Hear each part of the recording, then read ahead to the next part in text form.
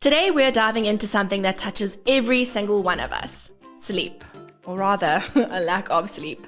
Whether it's your baby, your toddler, or you lying awake at 3 a.m. and doing the doom scroll, we've all been there. And let's be honest, motherhood and sleep deprivation, they kind of go hand in hand.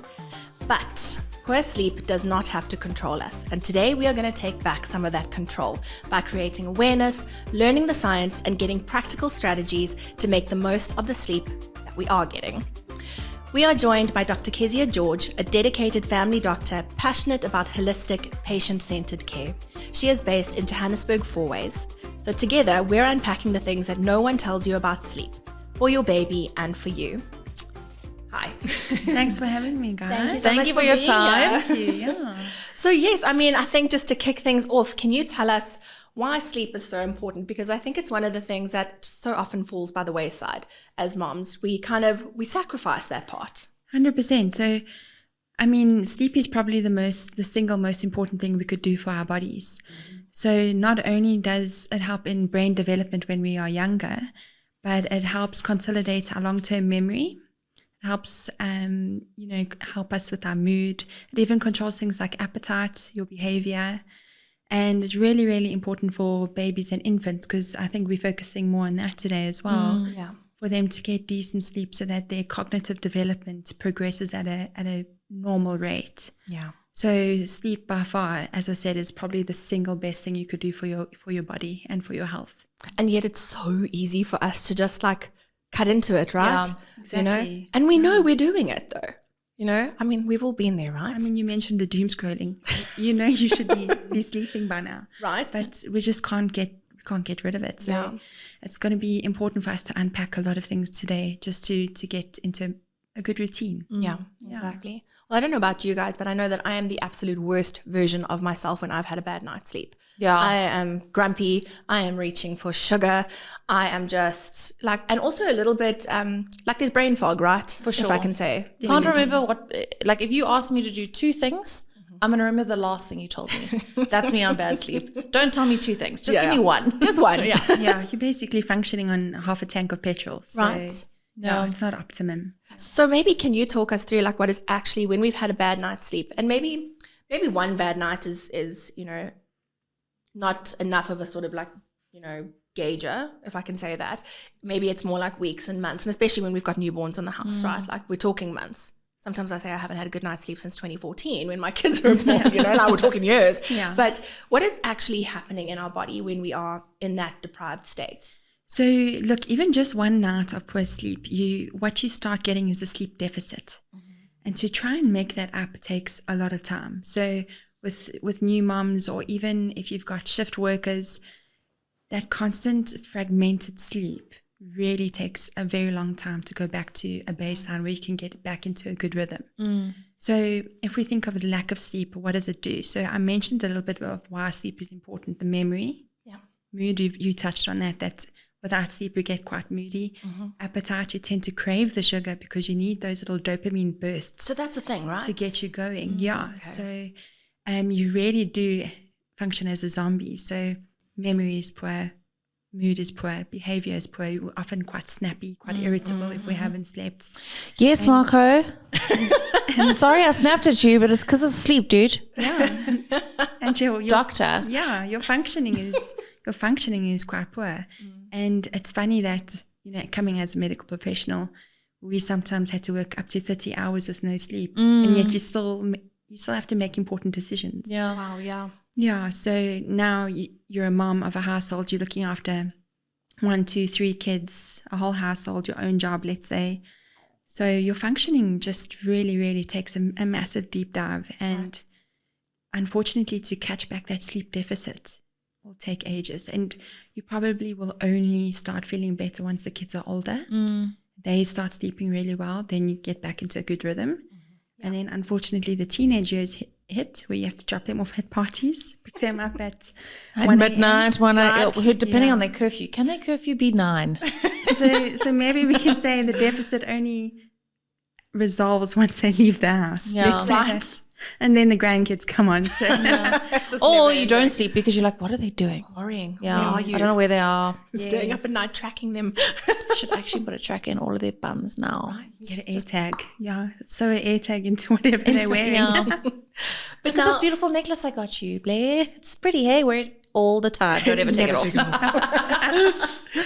But now I think if you can maybe educate us on, because there's so much information out there, and I think we know how much sleep we should be getting, but can you tell us what we really should be getting? And maybe right from, our babies right through to adulthood. Sure. What is the ideal? Sure. So if we look at the newborn phase from 0 to 3 months, you need 14 to 17 hours of sleep. So that's obviously in the short stretches because they're obviously waking up to be fed constantly. Yeah. And then from 4 months to 12 months, you're looking at 12 to 16 hours, and that includes their naps. Okay. And then a little bit older, the 3 to 5, you're looking at 10 to 13 hours. From 6 to 12, you've got the 9 to 12 hours per night. And then from 12 up, same with adults, 7 to 9 hours.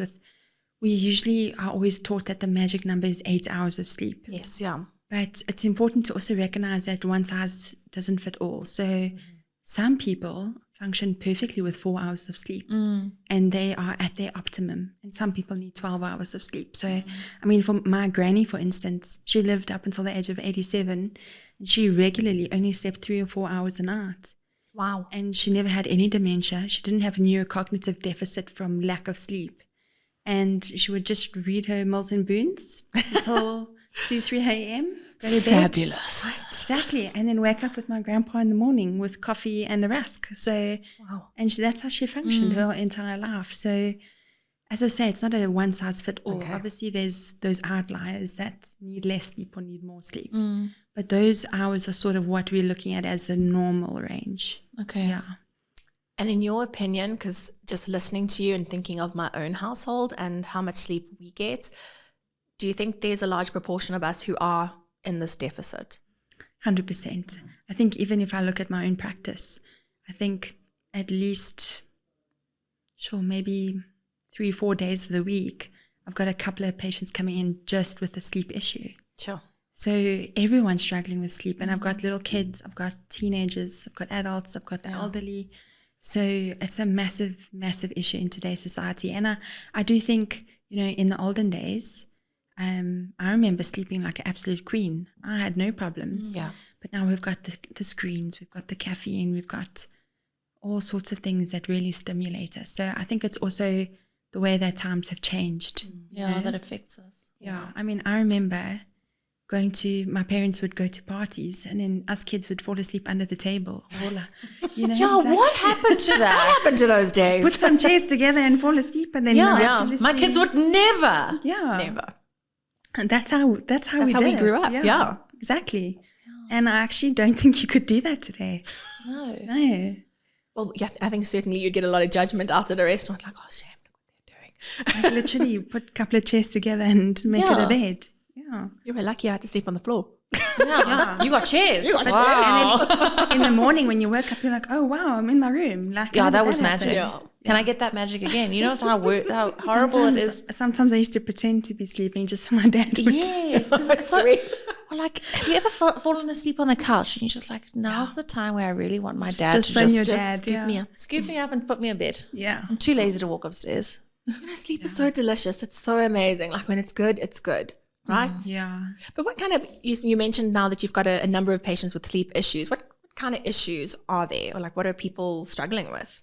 So let's separate it according to age. So with the little ones, normal sleep wakings, especially when they're infants, is normal. And they usually just moan for a little bit, find their dummy, put it back in their mouth. So they start to develop their own self-soothing techniques. So a lot of the time it's more reassuring the mom. And, one of the things that also happens with the little ones is when they hit a sleep regression, you've just gotten into a good routine, baby sleeping, and then boom, a milestone hits. So when it comes to sitting, walking, all those sort of talking, screeching like a pterodactyl, they get sleep regressions. Yeah. And then a big thing is teething. So a lot of where are you, Kaylee? I think I'm in all of it. I think we've got teething plus regressions plus standing and then wants to practice standing. And then talking also happened. Oh, wow. Yeah. So it's all in one. And then we had 2 nights of full sleep. We only woke up at 6 the next morning. I'm sure you felt amazing. I was like, what is happening? Well, I didn't sleep because I was preempting her. Oh, yes. Waking up, yeah. you know. Yeah, you wait. Thinking they're alive as well. She at least wakes up twice a night, but she goes back to sleep quite quickly. But I didn't get the sleep because I was Worried. sort of like waiting for her to wake up at her designated wake up times. But it just seems to be a never ending story.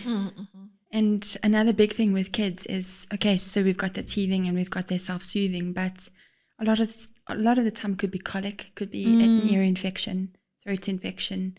The rooms may be too warm Or too cold. Yeah. So it's important to, if you've sort of ruled out the teething, you've ruled out certain other things, to see the doctor, because you don't know if there's an ear infection. They can't really vocalize that my ear is sore until you see the pus coming out of the ear, and then there's a really real problem. Exactly. So seeing your doctor is really important, just to have a good check. And what's really important is that you trust your instinct, because you're with your kids 24/7, and a GP, pediatrician, or whoever would only see the child for, let's say, 15, 20 minutes. So I can't tell you what's happening with the other 24 hours of the day, So important to trust your instinct, and important to make sure your doctor doesn't gaslight you. Dr. Kezia, We love this. Yes. Let's talk about it. let's talk about it. Mother instincts, you always trust that over what you actually see. So I was mentioning to Lauren earlier is that, a kid will be sick for a month, or let's say a month, a week, or whatever. Mom brings him in, chews Bob, starts running around, laughing, playing. Exactly. It's All of a Murphy's sudden, it's like this miraculous recovery. And so then you look insane. Yeah, and then the doctor's like, no, he's fine, he looks fine. Yeah. But actually do the exam, find a chest infection, you find something wrong. So you always need to trust the mother's instinct, because, again, you're with them 24/7. It's so amazing that you said that, because so I'm in a lot of baby groups, whether it was with my son Brody, who's now 2.5, or with my daughter Blair, who's 9 months. There is a common thread of moms being gaslit by their medical practitioner, be it a gynae during their pregnancy, or be it their pediatrician or their GP. And it's sort of like makes you not want to go and check it, because what if they just tell me I'm crazy again? Yeah. No, so 100% you really need to find a GP pediatrician that you connect with. And you really, if you feel that something's wrong, trust it, because there probably is something wrong. And I think naturally you just feel that way. You know when your child's not okay. Not right. Yeah. Sure. I mean, that's a big one, right? Huge. And it's that whole the white coat syndrome, right? Like we come to you, and we don't want to challenge your opinion or your thoughts and all of that. So to hear you say that is really refreshing as well. Like, mother instinct is really important. Yeah. And we forget that. You do. Yeah. And a lot of moms will come and say, for example, antibiotics is a big contention in the pediatric group. You shouldn't really just throw antibiotics at just anyone. Yeah. So often you'll sit there and say, look, there's a chest infection. This is what we can do, X, Y, and Z. How do you feel about it? Do you agree? Are you happy with the process? So it really should be a to and fro, where I'll ask you what you want and you tell me what you want. You know, it's a back and forth. So my medical opinion is obviously from the years of studying, from experience. But at the end of the day, I'm not the one putting the medicine down the child's throat. Yeah. Or trying to. Yeah, exactly. So that's another discussion. Trying to put the medicine that tastes I wish revolting. everything could come in a suppository. Please, can we talk to all the big medical groups? Suppository, antibiotic, suppository, decongestant, please. That one. Yeah. Yeah. It's a challenge. Talking about medicine, and I know I can kind of guess where you may go with this, but what is your opinion on self-medicating for sleep? Dangerous? For kids or? Kids and adults. Okay. So for kids, I think what's important to do first is medicine should be the last resort, absolute last resort, and that you discuss with your GP, pediatrician, or sleep specialist. First steps, we go into sleep training. And there's a very common method called the camping method. Don't know if you've heard about that. No. So obviously we've ruled out if there's anything wrong with the child, why they're not sleeping medically, etc. Does this And include night wakings, or night wakings are normal? Night wakings are normal, especially for toddlers. Okay. And then after the 2-year-old age group, night wakings shouldn't really be Okay. a massive thing, but night terrors can happen. But I'm there. they usually go away. Okay. So this is just they're not sleeping. Yes. Okay. Yeah. So sleep training, so the camping out method is basically takes a lot of consistency and patience, but usually over 2 to 3 weeks. And what you do, so either baby's in a crib or child's in a bed. You start off with either lying next to them or sitting next to the crib and holding them, touching them, talking to them, soothing them with the verbal and physical touch until they fall asleep, and then you go to your room. And so every 2-3 nights, you then progress. So then you move the chair a little bit further away from the bed. And then you say, I'm still here, my darling. Don't worry, mommy's here. You're going to fall asleep now, And then every 3 nights, you move further and further away until you're in the doorway. You're still providing that verbal reassurance. You're there. And then eventually you're out of the room, but you can still provide that verbal reassurance. And if the child wakes up during the night, you go back to where you were. So if you were halfway across the room, you go back and sit there and say, Mommy's here. Don't worry, you're going to fall asleep again. Maybe the dummy came out. Maybe they need a bit of milk. Maybe their teddy bear fell away, whatever, So you go back to the position that you were at that night. So every 2-3 nights, you just move further and further away. And that's a more relaxed version than the crying it out method, where you just let them cry themselves until they pass out, which is a bit cruel, I think. Well, I think this method is also, it's offering that emotional security as well. Which they need. Totally, right? Yeah. So, and then obviously the soothing mechanisms, the blankies, the teddy bears, whatever they're attached to, the dummies. So if they've got all of that and they've got the parent there, initially for the first 3 nights, the physical and verbal, and then from the 3 nights on, it's just verbal. And you have to be consistent. You can't give in and go lie with them, for example. What age would you suggest you could start like the camping out method? So sleep training is from 6 months and up. Okay. All right. That's the safest, 6 months and up. Okay. Do you think it would make a difference to somebody like my daughter Blair? She'll wake up like clockwork, have a sip of a bottle, and like not even a full bottle. She just wants like a little, Little sip, and then she goes back to sleep. So feeding to sleep is another method, and that's okay. It happens a lot when baby's still in your room and you're breastfeeding, and they just want that comfort. For them, it's the comfort. Which is so beautiful. Yes. Yeah, so When I was able to breastfeed, I breastfed to sleep, and it was just like, I am a superhuman. yeah, you are. Women really are. Yeah. But if it's not often, like not every hour, then that's fine. Yeah. Just now and then, that's fine. Because it's more, I think it's more the comfort Okay.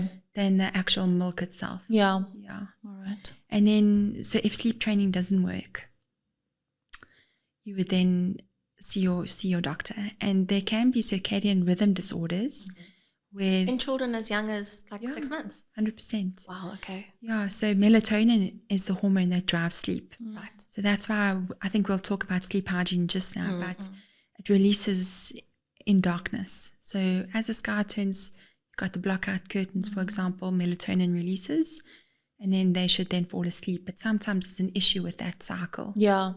And so with those conditions, you can look at medicating, and the safest for kids would be melatonin. Okay. A melatonin supplement. So not the over-the-counter stuff, more the medicated that's scripted. And then you have to do that under medical supervision because obviously, sleep medication is quite a tricky one. Yeah. Yeah. Do you recommend naps to also be in a pitch black room, or do you recommend naps to be in like somewhat light so that they can tell the difference? Is there a difference? Naps, so perhaps not an absolute like blackout dark room, but definitely I wouldn't put them in like the sunroom. Yeah. Okay. So like a semi-dark. Perfect. Okay. So you want to create that it's like the curtains are closed. Right, yeah. Yeah. But you're not doing full-on blackouts. So we've got our nighttime sleep and we've got our daytime Yes. sleep, right? Exactly. And a good thing with kids is routine. Yeah. I think if you take anything away from today, it's the routine. It's they know they have dinner, they know they have a bath, they know they get the bottle, they know they get a book, and then it's sleep. And it's important to keep that routine even on weekends. Yeah. So routine, I think, is number one. Because I mean, that's what for a happens, baby. right? Because weekends come and we've got commitments, we've got parties, and routine kind of falls by the wayside. Yeah. Then we're sitting on Sunday night with the struggle and we're wondering what happened. And they're just sort of like out of Yes, yeah. they're so distressed because they're like, I can't preempt what you're going to do next. Yeah. And Monday, that's why Monday is always a mess, yeah. because you're now in a sleep deficit from the weekend. Yeah. Yeah. So by the time you make up that sleep deficit, it's the weekend again. Yeah. And so the cycle And begins. so it goes. Yeah. So what in your, do you have an opinion on this in terms of like weekend sleeping? So I think we all like to try and sleep in a little bit. Do you think that is, should we have consistent wake even through the weekend? Am I making sense? Consistent wake times? Yes. So I think you have a grace period over the weekend, Okay. especially with older kids. Okay. I think babies will wake up when they wake up. So That's so, 6 a.m. Yeah. So I don't And that's think, still good. I'm still Good. blessed. That's Yeah. great. I don't think you can really control the younger ones. Okay. But when like your family's a little bit older, you know, definitely sleeping on the weekend, that's fine. Okay. Just make sure that there's hardly any naps during the day. Yeah. Yeah. And is there like a norm in terms of naps? Like, because we all know, like, there's kids who drop their naps at the age of 2. There's some that are napping right through to the age of 4 and Yeah. beyond. How does that work? So you judge it with your child. So if you find that they really resist the nap, they may be only napping for half an hour and then they stay up until 10, 11 because they're just not tired, then probably drop the nap. But if they tend towards, you know, they're quite lethargic, they get irritable, then bring the nap back in. Yeah. Because no one wants an irritable baby. No. No. So But you as a mom would be able to see how your child reacts. again, that instinct, right? 100% Yeah. listen to your instinct. We've got to tune into that, and it's so, like we've discussed before, it's so drowned out, I think, by you know, everything that we see on social media and that. So it's hard to, you know, really just remember that and to engage with our own instincts. Exactly. So what's right for your family might not be right for your family. Yeah. I mean, So- Brody's dropped his nap just after 2. Yeah. He doesn't nap at all in the day. And I'm sure he goes to sleep early during the evening. A little bit of resistance because the moment Dad comes home, it's party time. Oh yeah, and dads wrestle and Dad's play. wrestle and play, and then he gets a little bit hyped. But yeah, between, let's say 7:30 and 8, at a stretch, he's passed out. Yeah. Is overtired a thing? Is it a real thing? Because, you know, we say, oh, he's overtired, she's overtired. Yeah, so Real? it goes back to that whole mood and behavior thing. That's probably the quickest way to see that you're overtired. Just like if you're overhungry, you become hangry. Same sort of concept. When you're overtired, irritable, they just Nothing. Their favorite toy is irritating them, and it's just crying and maybe a bit more clingy.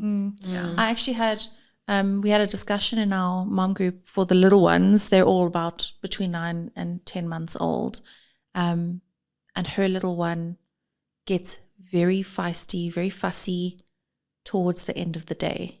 After the last nap, before like actual sleep time, just toys aren't helping. Nothing makes them feel better. Maybe a walk outside does the trick, but when like the sun starts to go down, you saying they get tired quicker in the evening? Or is it easier for them to get overtired if you're not within a wake window at the end of the day? Yeah, so with the sun going down, you get that melatonin release. So I wouldn't necessarily say that was the cause, but it's probably because a nap is probably not long enough. Okay. Yeah, during All the right. day. What if they wake up? Do you go into like nap rescue and try and get them back to You sleep? can try and see if it makes a difference. Yeah. But for that case, I would probably try a longer nap, put her in a darker room, cooler room, etc. Take away a couple of distractions. And a lot of moms use white noise. Yes. Yeah, so white I noise. love white noise. Yeah, Do you think it's beneficial? Do you think it's... it is beneficial. Okay. Look, there's no research to say that it's damaging. But the thing is that you might struggle to sleep without it eventually. okay. So, I mean, my fan is my white noise. Yeah. And I sleep with it on in winter because We do as well. We need Yeah. something. Well, now we've got the kids' white noise machines that we can hear. Yeah. But I also need something like, Yeah, And just then- that stable. Yeah, so I don't think it's necessarily a bad thing. It also takes away from, if something happens in the kitchen and that's really loud, and then they might not wake up, So I think if it helps, go for it. I mean, a lot of my friends use white noise machines for their kids, and it works brilliantly. thank you, dreamy days. Love that. Yeah. So I know we're jumping around quite a bit, but in terms of what constitutes a good night's sleep, what makes a bad night, like, is there any science behind that? Yeah, so if we talk adults-wise now, so there's different stages of sleep. Everyone knows REM, Yeah. rapid eye movement, and then we've got non-REM, okay, and non-REM is separated into 4 different stages. So REM sleep is actually that surface level sleep of just falling asleep and then as you wake up. And that's usually where you dream, Okay. but non-REM is when you hit those stages going all the way down to stage 4, that is the best quality sleep that you get. That's really the restorative sleep. There's a lot of gadgets out there that can record your sleep nowadays. They're not always 100% accurate, but it's a good indicator as to how you're sleeping. Okay. I got a Garmin watch and I became addicted to tracking my sleep. I actually had to take it off because Oh, really? I became so obsessed with achieving a higher score each night. But you really Can't go out. No, listen, Nope. my dad does it every single morning. He'll tell me, I got 8 hours of sleep, and 4 of which was REM. And Yeah. every single morning, he's like, I only got 7.5 hours sleep. I was like, wow, Dad, if I got that over 3 nights, that would be Amazing. Yeah, so not 100% accurate, but you really need that restorative sleep as a quality of sleep. And then what's also important to note is snoring. So snoring in kids is abnormal. Kids should not snore. Really? Interesting. So snoring could mean either they have a medical condition, congestion, something like that, or it could be an issue with the adenoids. Yes, of course. Oh, is that why kids get, what was it?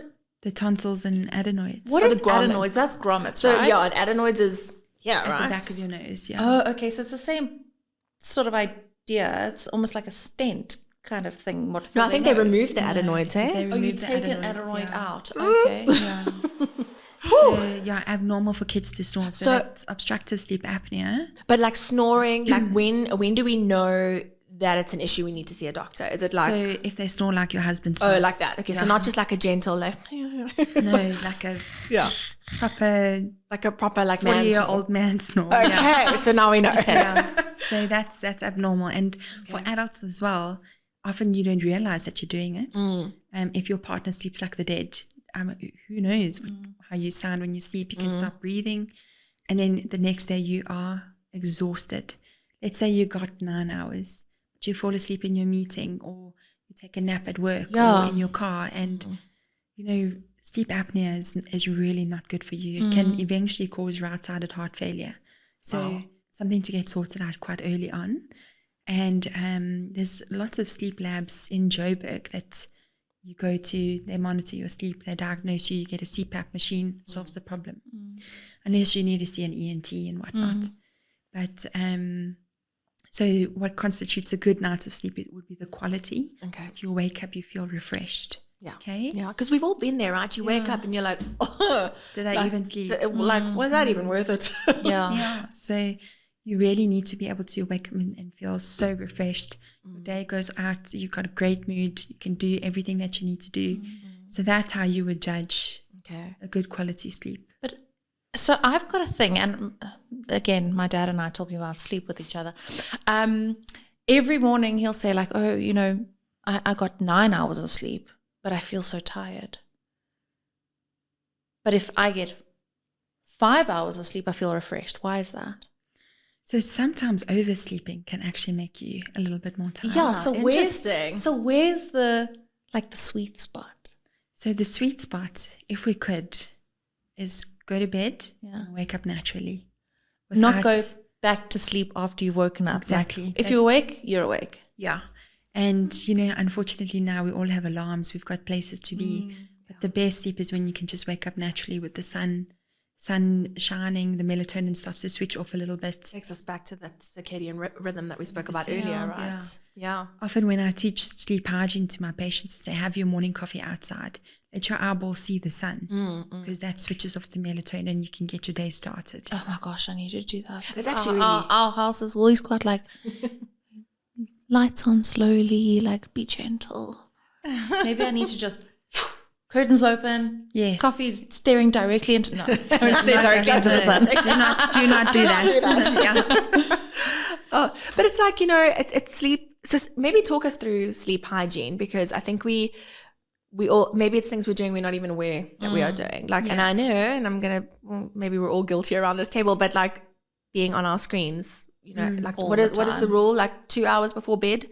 Like no, well, yeah, that's at least like 1 with the kids. hour. Yeah. what am I going to do with my life? Yeah. For that hour before. Shall I read? Somebody recommended I read a book. Right? Yes. And I do love reading, but for some reason this is just easier. But yeah, maybe talk us through the sleep hygiene side of things. Like, where can we do better? Yeah, we're talking about adults now. Yes, yeah. Yeah. So first thing is still a routine. Still relatively. Even for adults, you need your routine. Relatively same sleep time, same wake up time. Obviously weekends, holidays are different. No caffeine after 2 p.m. And caffeine is in sneaky things, right? Wait, does that include a Coke Zero? Because the Zero You is can sugar. get the Coke Zero, no caffeine. Gold lid. Yes, But the now gold you've just lid. taken all the fun out. That's even green tea's got caffeine in it. Yeah. And normal 5 roses, caffeine. So you're either going to switch to, if you want something warm, like a hot chocolate or some Robos. Okay, so no caffeine after 2 p.m. Then no naps. I don't get those either. No, I don't get them either. But So that's okay. That's fine. because some people swear by it, right? They need their afternoon nap in order to. Their little siesta. Isn't it a thing in Spain? Like you get a siesta Yeah, hour. they eat their lunch and you feel quite lethargic thereafter. Yeah. Yeah. But ideally, if you are someone that struggles with sleep, no naps. No nap. Okay. Yeah.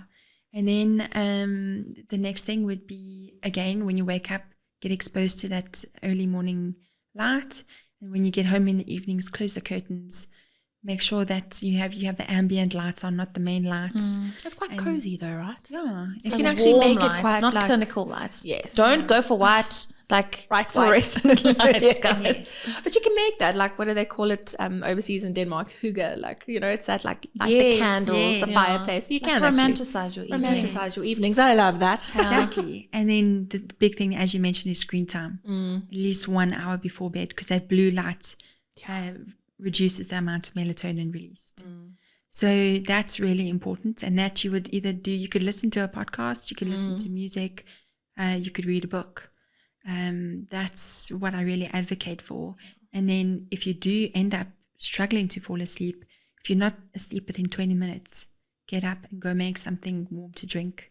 Hot chocolate, maybe just warm milk on its own. It actually really does help. And that's what I do. And often, next thing I know, I'm waking up in the morning. So, Oh my word. sleep hygiene. Do you know when last I went to sleep and woke up in the morning? Yeah. It's been a long time. It's been a very long time. Been a long, Yeah. long time. Yeah. So I think we mentioned there exposure to light, no naps, caffeine, routine, exercise is another thing. Exercise helps, but Kezia. particularly morning It's not exercise. what we wanted to hear. Candace, don't listen. But I mean, it doesn't have to be a lot. Yeah. Even a 15-minute walk, but preferably in the mornings, because if you do exercise late at night, you stimulate it. Yeah, it's going to true. take you a while to fall asleep. So And I exercise suppose it's helps. combining. If you're exercising, you're getting that early morning sun, like, hey, double whammy. Two for the price of one there. Go for a walk your dog, or so that's also obviously difficult in winter, Yeah. but definitely helps. And then obviously a lot of people also don't sleep well if they have a big meal at night. Yes. So if you are one of those people that you really struggle, I would make lunch your big meal as something small at dinner time. Yeah. So sleep hygiene is, you really have to put a lot of effort in to get that routine going for yourselves.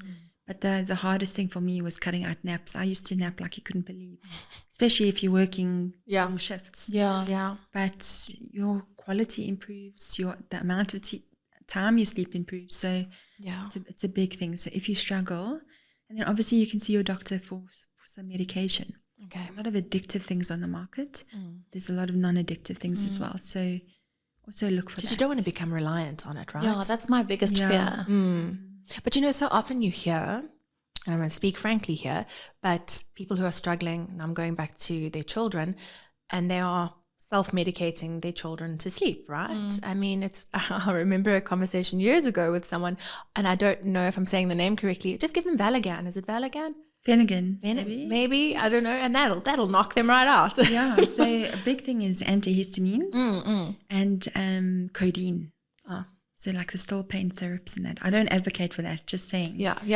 But I But it's dangerous, right? It's very dangerous. But like, so that they're not sick, they don't have pain. But they're not sleeping, so we're going to medicate so they feel a little drowsy, right? Yeah.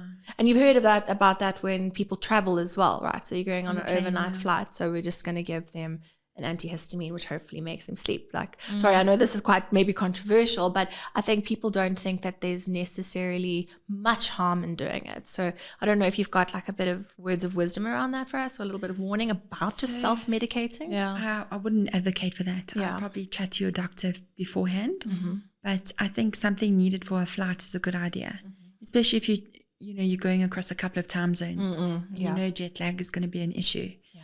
So I would probably rather get medical advice Around and that. listen, because I don't know if you heard, but back in the day they used to put the brandy on your gums. Yes. I'm a brandy baby. Yeah. Thanks, Mom. So I mean, I definitely don't advocate that, but definitely probably send your GP a WhatsApp and say, what can I do? I'm going on a 16-hour flight to Australia. Yeah.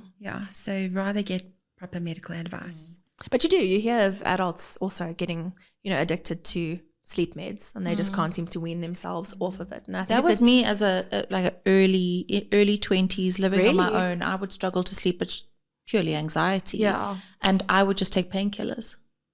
Yeah, like what? Like Adderall. Yeah. Yeah. So that I could drift to sleep. Yeah. I wouldn't stay asleep, But because it doesn't last. Yeah. Most of the time, our sleep disorders are usually mental health conditions. Yeah. Anxiety, depression. You get this tornado that goes off in your head. Yeah. You just can't quite, and it just won't go away. Yeah. And so people take Adderalls, Allergexes, whatever to fall asleep. But really, there's so many better things out there, and we should actually fix the problem, fix the anxiety, fix the depression.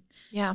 So And that's one of the things. I've got a client who struggles with that. She'll wake sort of middle of the night, and her brain is buzzing, and we've implemented like a sleep journal that's just next to her bed, and instead of lying there tossing and turning with the swirling thoughts, it's just get them out into the paper, get them out, get them, whatever, just, or what do they call it, like brain dumping, right, into the pages.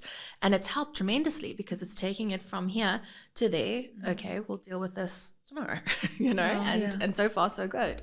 But you've got to deal with the baseline issue, right? 100%. Yeah.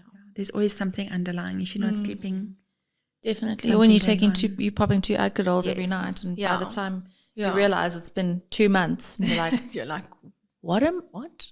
yeah. Or I think the turning point was, I think I'd gone away and I didn't pack Adderall, and I was like, how am I going to sleep? And I was like, wait, This is a problem. that's not right. Yeah. Wait. Sleep is such an emotional thing, right? Yeah. Because I don't know, I mean, we've all been there when you're lying there tossing and turning, and it's just, you're getting yourself more worked up because like Exactly. tomorrow's a big day, blah, blah, blah, blah, blah. And it's just, and then when our children don't sleep, we get so worked up about that as well. And it gets to this point where I think, like a point of not coping, because we're fighting the child to sleep more, trying to put them back down to sleep, and it becomes very emotional. It's very stressful. And that's why I think sleep is such a big thing. And moms just, I think they constantly feel like they're failing because my child is waking up. So I think it's so nice to hear you say, well, it's normal. It's normal for them to wake up. We can't really expect, No, you can't. And as I say, comparison is the thief of joy. Yeah. Don't compare yourself with a family that sleeps 12 hours every night. Yeah. Okay, it's different for everyone. And it's important to know that you as a mom are not failing. Yeah. Okay. Yeah. I'll give the example Birdie slept through. I was like, oh, this is what babies are. Easy. And then I had Blair, and it was completely different. They always say your first one tricks you into Totally tricked me. tricked you into having the next one. And then I got a real baby. So yeah, the comparison is definitely, every baby is so different. Yeah. So different. So we've all been there in those mommy circles, and it's sleeps right through, and then you're sitting there going, what am I doing wrong? Because there's always that, right? It's what I'm doing wrong. Yeah. And it's not you, it's the baby. Yeah. Yeah, unless you're letting the baby play on an iPad with chocolate, and then you are doing something wrong, you know. But I mean, if you're trying your best, that's all you can do. Yeah. Do you know what a thing that I struggle with? I struggle to switch off. So I don't sleep nicely, even if I'm not preempting Blair to wake up, or she's at a sleepover, or Brody's at a sleepover, like at their grandparents, which does happen. I can't switch off. I'm always thinking about what I've got to do tomorrow. So that's I wonder if Brody's, sleeping. I wonder if Blair's sleeping. I should really get new bottles. Do I need to go appetite size? Like, there's so much that my brain can't switch off. It definitely sounds like anxiety to me. It's that irrational worry of the future. Yeah. Yeah. So some anxiety is always good because it pushes us to be better humans. But when becomes... I've never heard that. Yeah. That is actually so nice to hear. Yeah. It is. I'm just trying to be a better human, okay? Yeah. But when it becomes crippling, that's a problem. Yeah. Yeah. So, I mean, anxiety to study for an exam means that you're going to study and do better. Yeah. So it does help, but when you've got that tornado going on, you need something just to cut through that. Yeah. Yeah. So maybe that's the time I need to get some melatonin in my body and just chill. Yeah. Supplementation for adults and children, that is both safe and helpful for sleep. Magnesium is But good which one. one? Yeah, there's so many. There two make Magnesium glycinate. the G. The G with the G. G for good sleep. Yes. Not the C. Not the C. For C is regular sleep. bowel For movements. colon. Because they C for colon. Yeah. Yeah. So the magnesium glycinate is a good supplement. Okay. Especially for adults. For kids, the data is not really there right now. Okay. Kids generally shouldn't really need more supplements to sleep. Okay. But for adults, magnesium's a really good one. And then melatonin would be a good one if you do struggle. But that's worst case, right? Like if you really... okay. That's last resort. But if we want to add something to our daily regime, like... Yeah. Is there nothing better than magnesium? Is that the go-to? So, I mean, maybe if you want to look after your brain, you could always do a B12 and omega-3 just to look after the brain. Right. But not necessarily enhancing sleep per se. Okay. But magnesium glycinate probably has the most research behind it, Right. saying that it really does help with sleep. Is it true that most of us are deficient in magnesium? Not really. Okay. But having excess magnesium is not necessarily a bad thing. Okay. The body will just process that out. Right. But sometimes I use it if I struggle. So Yeah, because there's lots of products on the market, right? Like these, I think, tons. and especially for kids, aimed at kids, because I think they know that there is no more sensitive topic than or area with mom concerned with her kids' sleep. So, I mean, you just need to walk into any pharmacy and there's stuff, but you don't recommend necessarily any of that. Okay. No, like I don't want to say necessarily the brand names, but there are antihistamines marketed for sleep, and especially for adults. I mean, long-term antihistamine use, weight gain. No thanks. You become tolerant. You become tolerant to it. You need more and more. I wouldn't advocate against that. I'd rather see your doctor and get a proper plan in action. Now, what is your opinion? Because I get a lot of feedback around essential oils. Please, can you give me a medical opinion on essential oils? Because they'll say oh, put a little lavender in their bath and it'll make you calm down. I use lavender in my bath and it smells nice, but it does bugger all. But it's like the salts as well. What are those salts? Epsom salts. Yes. Or magnesium salt bath. So the salt baths would probably be good for muscle ache. Muscle aches, yeah, it works well. Look, lavender does help with sleep, but there's no real science behind it. But a lot of people feel lavender relaxes them. But essential oils, in my opinion, just smell nice. Yeah. I wouldn't really... Is it just you smell it and it gives you sort of like a placebo type reaction, like you're at a spa day? If you engage all your senses, you also ground yourself and you take yourself out of your mind. So smelling engages one of your senses. So If it helps you, then great. I don't think it does any harm. Yeah. But essential oils you wouldn't really use to treat conditions. No, 100%. But Yeah. for sleep rather, because I get recommended lavender all the time, and I'm like, I mean, I've put it in a diffuser, and it does smell nice, and it sort of like relaxes a little bit, but it doesn't help me sleep better. No. So the research on that is very, very minimal. So it's just like, I think it's sort of separating, what is worthwhile spending our money on and what is not. Because I think as moms, we will throw money at sleep. Yeah. I can't tell you how many of those Epsom bath salts that I bought for my kids growing up thinking this is going to be the magic formula. Never was. So, I think, and that is it. We will spend lots of gimmicks, weighted blankets and weighted little doo-doos and things. I suppose they have their benefits in certain places, The weighted right? blanket does help It does with help, babies, right? Yeah. especially for that Moro reflex, because Brody didn't want to be swaddled. He was like, no. Free me, woman. But the weighted blanket was great for him. But even it for gave adults, him a they little bit say. of like Apparently it helps a lot. I want a weighted blanket. I feel like it would feel like a hug. I think it would, right? It's very comforting, I think. Yeah. And then you would just make sure that the room is a little bit colder. Because I think I would imagine that would be a You bit always warm. sleep so much better when you're on holiday because it's not your electricity. You just put the aircon on at full blast and just cuddle under the big duvet. Yeah. And then often moms would say my baby sleeps like a rotisserie chicken. Have you seen how babies sleep with their bum in the air? Oh, yes, Why? So actually, They're cold. It could be a sign that the room is a bit chilly. Because usually they're in their sleep sacks. All right. And then they've got their bum in the air. Just check the ambient temperature and make sure that it's hands okay. are normally like tucked, eh? But it What can is the optimum temperature? 21, isn't it? No, So- 20. 22 to 24 degrees. 24. Oh, okay. In winter, obviously a little bit less, but then baby's got a vest on and a full set of pajamas. But it could also just be the sleep regression. Yeah. They sleep like that. You But- see, that's the thing. Like, what is it? So when that happens, I would check the temperature. Yeah. Maybe put a longer vest on or whatnot for the baby. And then if you've sorted that out and you know the temperature's okay, then probably they just want to sleep like that. Yeah. Yeah. It's just comfortable. They literally I must look try like sleep rotisserie that. I never thought about it like That that, but yes. is so cute with their little booty in the air. Yeah. I don't think we've spoken about this yet, but co-sleeping. Let's chat. Let's talk. Okay, so obviously before the baby can really move around, turn on their own, it is a bit tricky because the reason why we want a crib completely free of any toys or blankets is because babies will breathe, they get rid of that carbon dioxide, and then carbon dioxide sits around them. And then that can cause SIDS.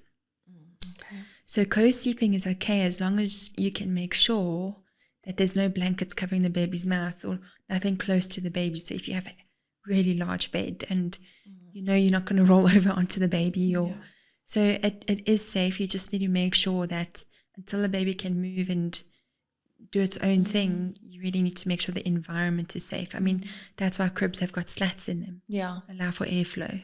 So when a baby is, that's 0 to 3 months on their backs with nothing in the crib or nothing around them in the bed. Yeah. So co-sleeping is safe as long as you make sure that you've sort of sorted out all of that criteria. Because you also get those co-sleeping like bassinets. Oh, right, So yes. the one side is open and then it's right up against your side of the bed. True. That's and then they've got probably a little bit better because your husband can't roll onto the baby. Yeah. Yeah. Quick question. Yes. So there's this, obviously we always talk about, well, moms get up during the night, and often the thing is like, did you not hear? Like to the husband, Yeah. can you not hear? I read something the other day that says that actually, no, they cannot because they reach a different level of sleep. Is that making sense? So true, but also females' hearing is geared to hear baby cries. Yes. Yeah. Biological level, you hear it and you wake up and off you I go. will hear Blair. I will hear Brody. I won't hear a rustling of leaves outside, but Marco will. Interesting. So Because I think he's geared to like protect the house, protect what's happening outside. I'm geared to nurture the babies. Yeah. So, I mean, I looked after my goddaughter when I first sleepover. And I mean, I don't have children, but she slept and she likes to moan a little bit in her sleep, but she's a really good sleeper. But I woke up every time and I was like, okay, is this fine? Yeah. And I was unsure if I would wake up. Yeah. So I was quite worried that night I didn't sleep well. But But your nurturing yes. instinct kicks in. And it's just a little moan like, oh, and then is everything fine? Yeah. But I don't have kids and I woke up. So we naturally have a different hearing to men. Yeah. And the amount of sleep as well, because that's also been, flying around. My social husband media. would argue he needs more than me. Can we get a medical practitioner's advice on this? Yes, please. Do men need less sleep than us? Do we need more than them? Yes. So Okay. women do need more sleep, but it's. I'm looking at you. I might pop your bubble a little bit. It's only 15 minutes more. Oh, Okay, we'll take it. We'll Yeah. take it. It's fine. So that, research is 15 minutes more. 15 minutes. Yeah. Okay. But don't share this to your husbands and just cut out the part where I say 15 minutes and just say, yes, Hope we you need got more your sleep. earphones in, ladies. Yeah. So I think, we've spoken about it a lot, and I think, sleep, we all know, it's not just, yes, it is a basic human need, physical human need, but there is so much more that goes into it emotionally as well. And I think that's why it is such a big topic for moms and that. So as we kind of wrap up today, do you have any wise words of wisdom for our moms who are in the trenches of sleep deprivation? Sure. So, everyone knows this, sleep when the baby sleeps. And I know you guys are looking after everyone else in the house, but you also matter. So you also deserve to get the care that you need, required. Ask your GP, say, I just need a week of good sleep, So please look after yourselves as well, because if you're not there, if you can't function, then I think the rest of the house goes too. So really treat yourself as someone that also needs help, because moms often always put themselves on the back burner. And then you see them 3-4 months later, absolutely burnt out. yeah. So rather from day one, I mentioned no naps, but obviously when you've got a little one, nap as when they nap. And it's difficult because you might not get around to cleaning the kitchen or washing the bottles. But as long as you look after yourself, that is the main priority. Rewind and listen to that again, moms. Yeah. Remember, it affects your breast milk production. Affects your mood. Your baby picks up on your mood. Yeah. So you really need to think of yourself as a person, a patient as well. Not just that your baby needs everything, but you need everything as well. Yeah. Yeah. Does a lack of sleep, can it contribute towards things like depression and obviously anxiety? 100%. So maybe you didn't have it before, but now you do because of this. So poor sleep linked to mood disorders, linked to being a little bit overweight. Yeah. As you mentioned, the sugar cravings. But actually in my honours degree, we did a study where we fragmented sleep and we tested pain. And it actually came out that you are more sensitive to pain following a night of fragmented sleep. So instead of having wild. a headache, that's 3 out of 10. If you have a poor night of sleep, it's now 7 out of 10. So you're more sensitive to pain the next day. So it's everything. So My menstrual cycle was Yes, right. wild. Maybe that's because I didn't sleep. yeah, so you experience everything to the nth degree if you don't sleep. So fragmented sleep really is not great. Sure. I don't know if you've got any questions from any of our followers that you want to... One question about toddlers getting into their toddler beds from their cots. A lot of broken sleep. Toddlers who used to sleep amazing now all of a sudden finding their feet and walking to mommy and daddy's room. Yes. Is it something that needs to be... I was like, I'm never going to let my child sleep in the bed. Guys, my son comes to the bed and we have a nice little snuggle. Is it something that needs to be seen to? Is it normal? It is normal because they were in a crib that was very confined. Couldn't climb out. They couldn't do much. So all they had to do was sleep. So now going to a bed, they can easily climb off and run around. But then you go back to that sleep training. Yeah. So is this what we can do, the camp out method? 100%. And it works for toddies that like to grow legs in the middle of the night. Yeah. Okay. So you do the camping method, but it's 100% new. It's like a new toy. Look what I can do. Running around, disturbing you. disturbing the other kids in the house. Always waking my daughter up. Yeah, so it's 100% normal. Okay. It's a new adjustment, and it'll just take a while. Okay, so to just get be back patient into with a it. rhythm. Yeah.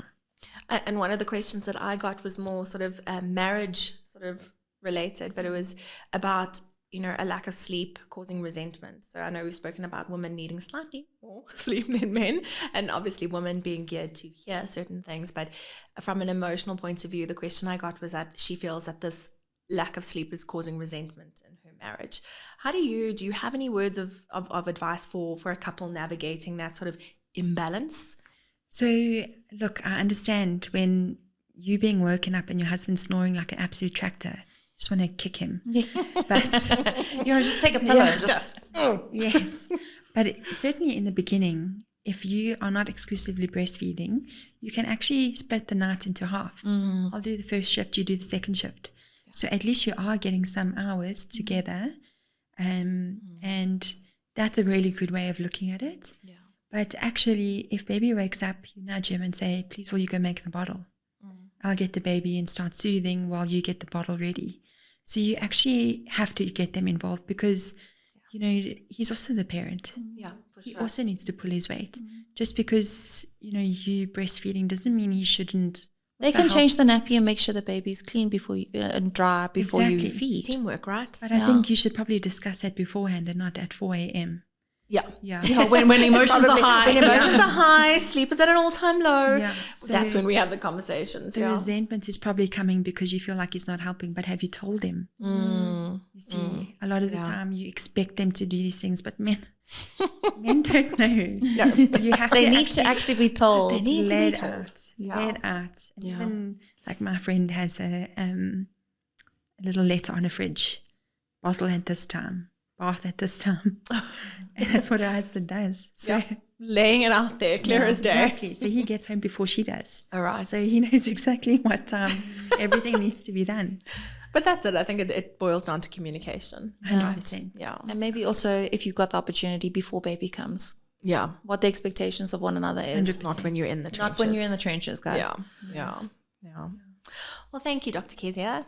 Thanks. Being here Yeah, today. thank you Thank for you your for yes, thank you so much for all of your advice and all of that. I think it's going to be really, really helpful for a lot of people. So yeah, and to everyone, thank you so much for listening to us today.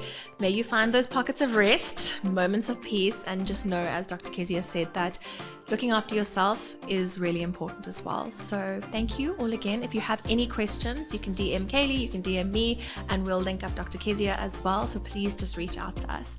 But yeah, thanks so much. Thank you. Thank you. Thanks, guys. Thanks, Lauren. Bye.